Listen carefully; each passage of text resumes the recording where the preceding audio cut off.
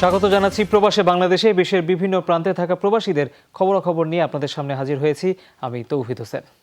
এবছর সীমিত পরিসরে দুর্গাপূজা উদযাপন করেছেন যুক্তরাজ্যে বসবাসরত বাংলাদেশি সনাতন ধর্মাবলম্বীরা। প্রতি বছর দেশের বিভিন্ন শহরে উৎসবটি উদযাপিত হলেও এবছর আয়োজন করা হয় শুধু মিডল্যান্ডসের বার্মিংহামে বেঙ্গলি অ্যাসোসিয়েশন মিডল্যান্ডসের নিজস্ব কার্যালয়। এতে অংশ নেন বিভিন্ন সংগঠনের নেতাকর্মীরা। আয়োজকরা বলেন, করোনার কারণে আরাধনা, পুজো আর্চনা, সান্ধ্য আরতি, প্রসাদ বিতরণ সহ সবই সীমিত পরিসরে করা হয়েছে। এই পূজার মাধ্যমে সবার প্রার্থনা ছিল করোনামুক্ত বিশ্বের।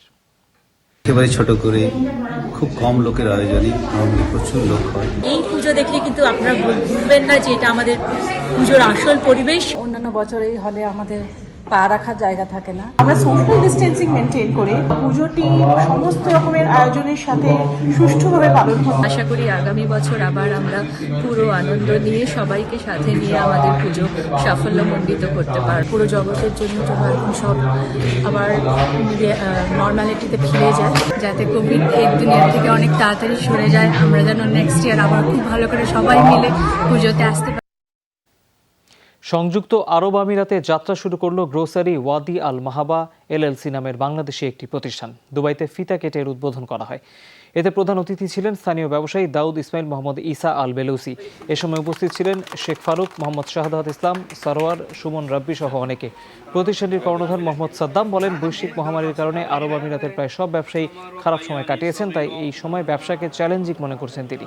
এ সময় দেশীয় প্রতিষ্ঠানের উন্নয়নে সবার সহযোগিতা কামনা করেন তিনি। বলেন, প্রতিষ্ঠানটিতে পাওয়া যাবে দেশীয় শাকসবজি, শুটকি ও বিভিন্ন রকমের মাছ।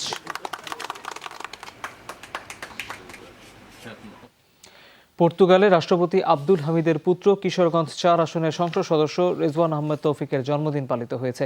পর্তুগালের লিসবনে সীমিত পরিসরে এর আয়োজন করেন অষ্টগ্রামের সাবেক ছাত্রলীগ নেতা ও পর্তুগাল প্রবাসী আওয়ামী লীগ নেতা তানভীর আলম জনি। অনুষ্ঠানের প্রধান অতিথি ছিলেন পর্তুগাল আওয়ামী লীগের সভাপতি জহিরুল আলম জসিম।